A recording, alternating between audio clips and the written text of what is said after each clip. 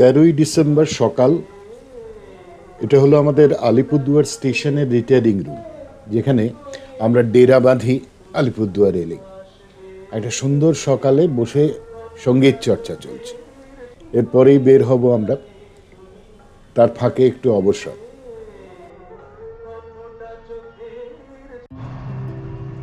আমরা এখন চললাম চেঁচাখাতা, আমাদের সেলফ হেল্প গ্রুপ যেখানে আছে সেখান থেকে আবার কিছু জিনিসপত্র নিয়ে চলে যাব কোচবিহার। দেখা যাক 11টা 20-তে একটা ট্রেন আছে। এখন আমাদের ঘড়িতে কথা বলি 10টা 40 মতো। অর্থাৎ খুব তাড়াতাড়িতে যদি করতে পারি মনে হয় ট্রেনটা পেয়ে যাবো। দেখা যাক, ট্রেনের কথা ভেবে পাবো।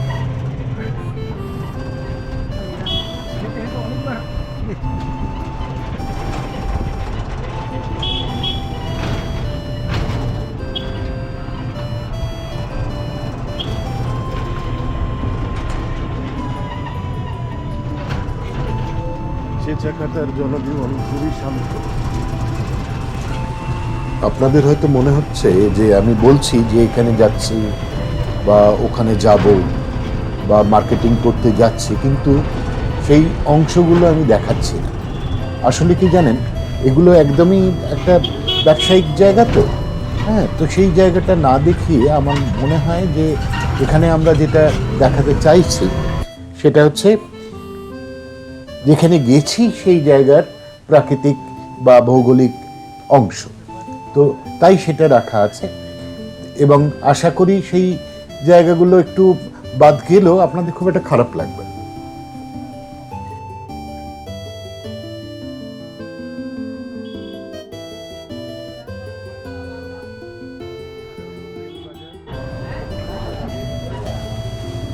আমাদের কাজ সেরে এবার আমরা ফিরে চললাম স্টেশনে। সেখান থেকে ট্রেন নিয়ে আমরা চলে যাব কোচবিহার, আর সারাদিনের অন্যান্য কাজকর্ম সেখানে। তো কোচবিহারও দেখাবো এরপরে।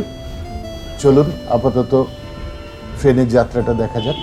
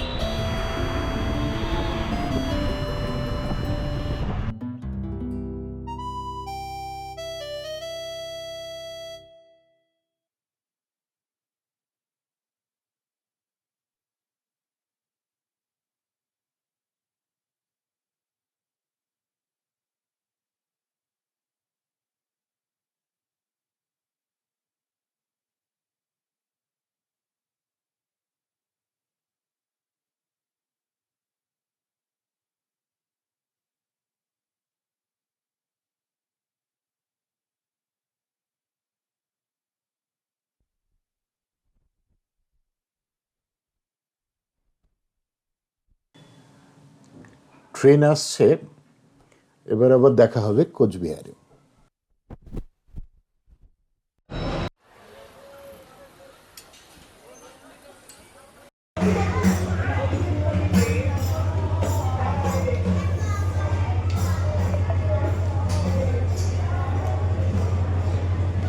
পৌঁছে গেলাম কোচবিহার।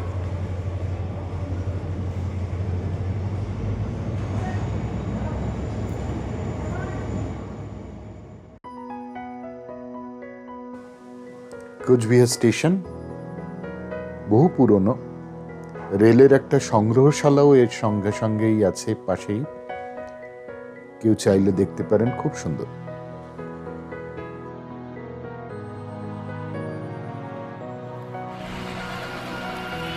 এবারে যাচ্ছি ভবানীগঞ্জ বাজারের দিকে। এখান থেকে মনে হয় মিনিট 5-7 লাগে। খুব সুন্দর একটা ছিমছাম শহর কোচবিহার।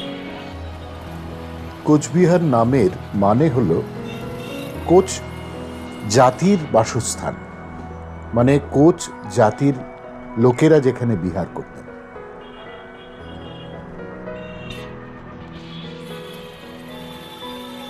এই যে শহর, এই শহর মূলত কোচ রাজাদেরই তৈরি, তাই এর বিভিন্ন অংশে যা যা নিদর্শন ঐতিহাসিক পাওয়া যায় সেগুলো সব তাদেরই তৈরি করা, তাদেরই পত্তন করা।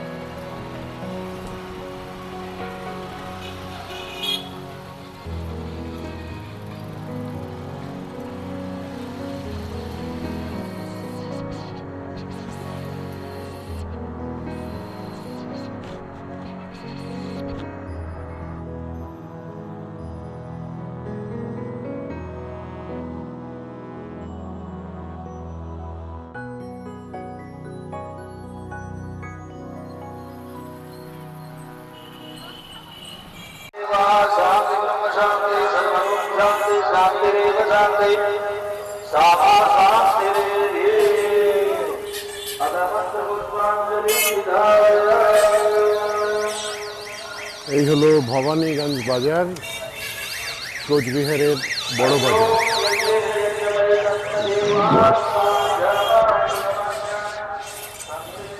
এইখানে আমাদের কাজকর্ম সেরে তারপরে আবার কথা বলছি।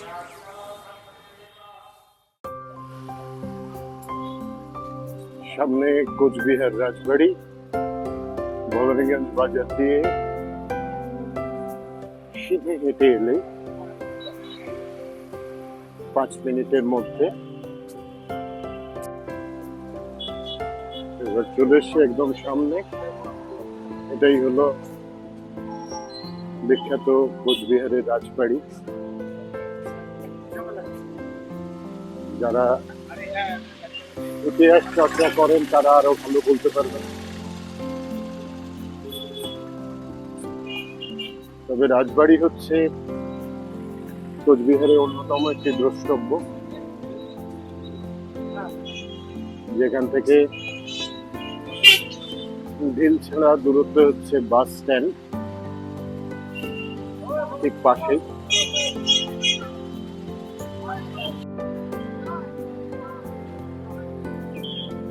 বাস স্ট্যান্ডের ভেতরে ঢুকে বাঁদিকে এলে পরেই এই রাজবাড়ি পাবো। আর রাজবাড়িতে টিকিট করে ঢুকতে হয়। টিকিটের মূল্যটা একটু পরেই জানাচ্ছি। পুরোনো দিনের ইতিহাস চোখের সামনে দেখতে হলে অবশ্যই আসতে হবে। কোচ রাজবংশের প্রতিষ্ঠা করেন মহারাজা বিশ্বসিংহ 1515 খ্রিস্টাব্দে, এবং তার পুত্র ছিলেন নৃপেন্দ্র নারায়ণ। নৃপেন্দ্র নারায়ণের সময় এই রাজ্যটি একটা শিখরে পৌঁছয়, তার চরম সৌন্দর্য লাভ করে। তারই সময় 1887 সালে এই ভিক্টোরিয়া জুবিলি প্রাসাদ নির্মিত হয়।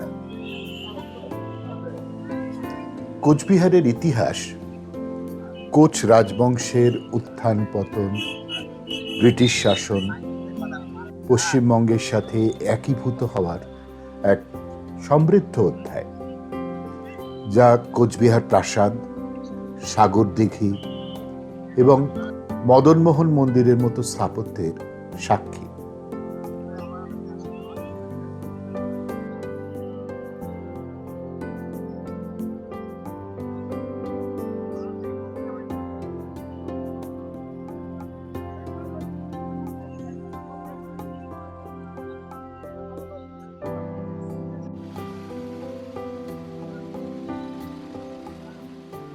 এটা হলো রাজবাড়ি স্টেডিয়াম।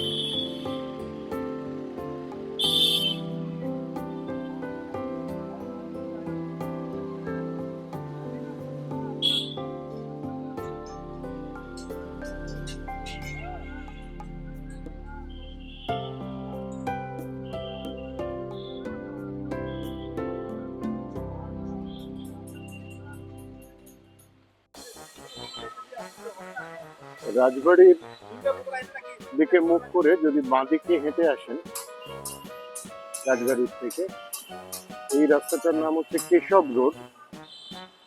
এটা হচ্ছে সাগর দিঘি মোড়।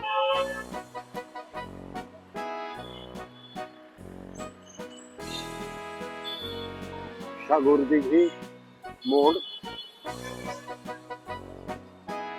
বড় বাসগুলো এই রাস্তা দিয়েই যায়।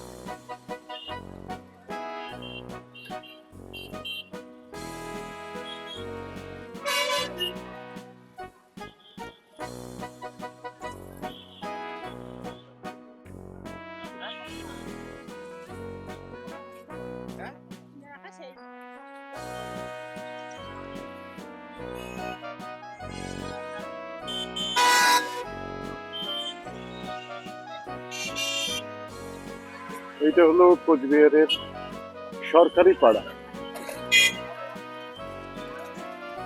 বার অ্যাসোসিয়েশন দেখলেন, তো পাশেই হচ্ছে কোর্ট, কোচবিহার কোর্ট।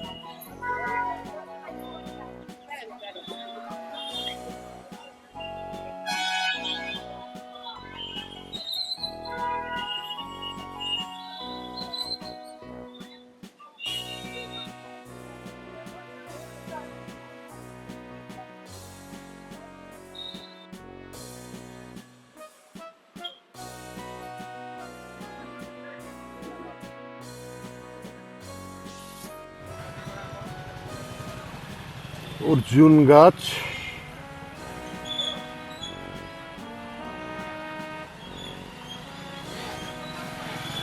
আর এই হলো সাগর দিঘি।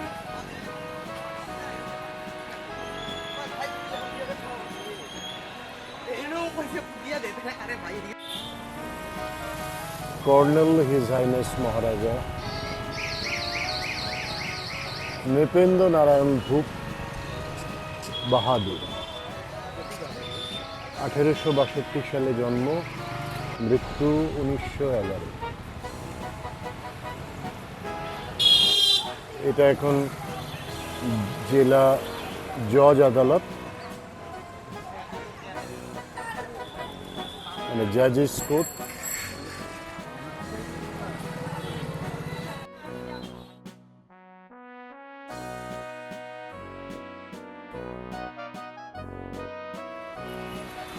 এটা হলো কোচবিহার সার্কিট হাউস।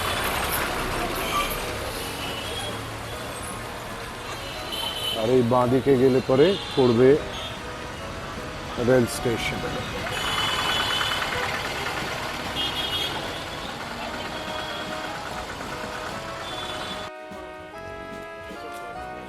ঘুরে ফিরে আবার চলে এলাম স্টেশন।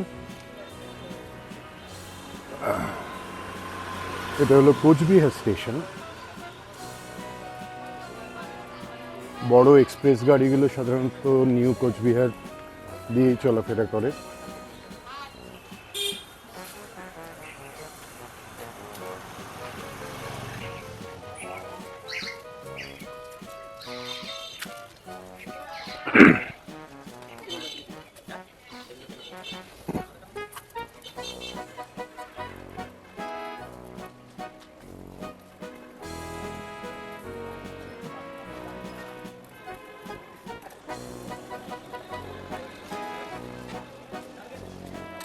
Slight right.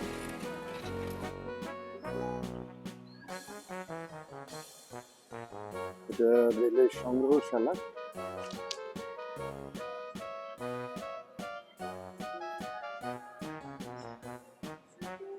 সংগ্রহশালা ঢোকার জায়গা।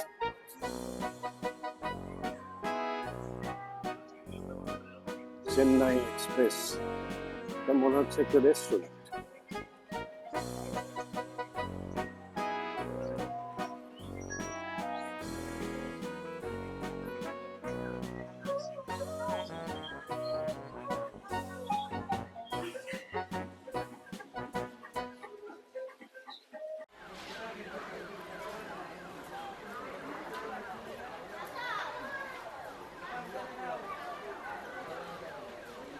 গাড়ি আসছে, দিনও শেষ হচ্ছে।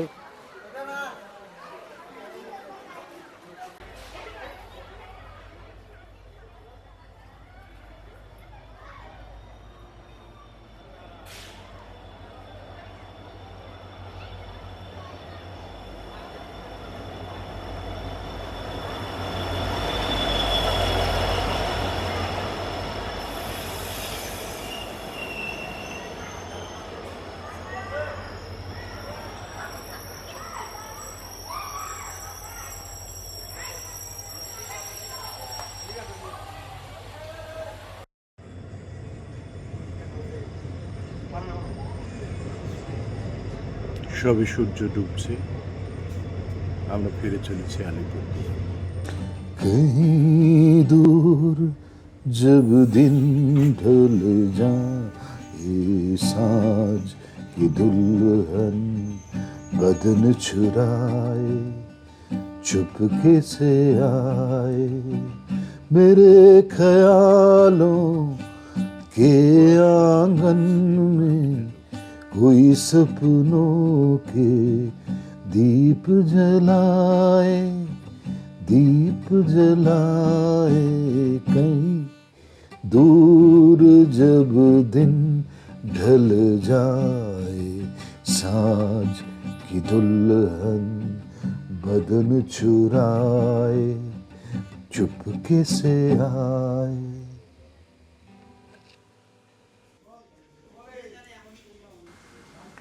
ডিনারে আজ ছিল মোগলাই পরোটা, তাই দিয়েই রাত্রি যাপন।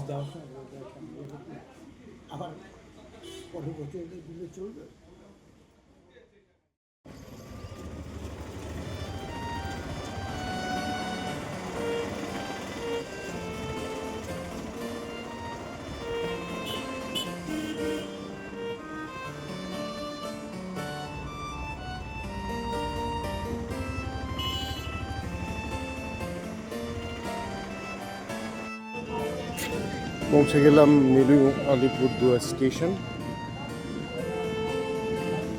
এখান থেকে আমাদের ফেরার গাড়ি পদাতিক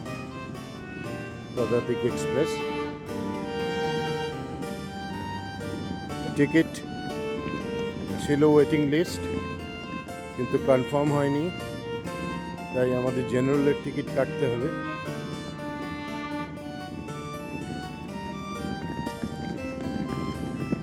তাই একটু আগে চলে এলাম।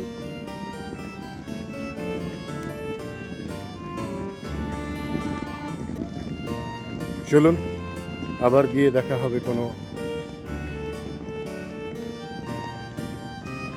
অন্য পাড়ায়, অন্য কোনো খানে।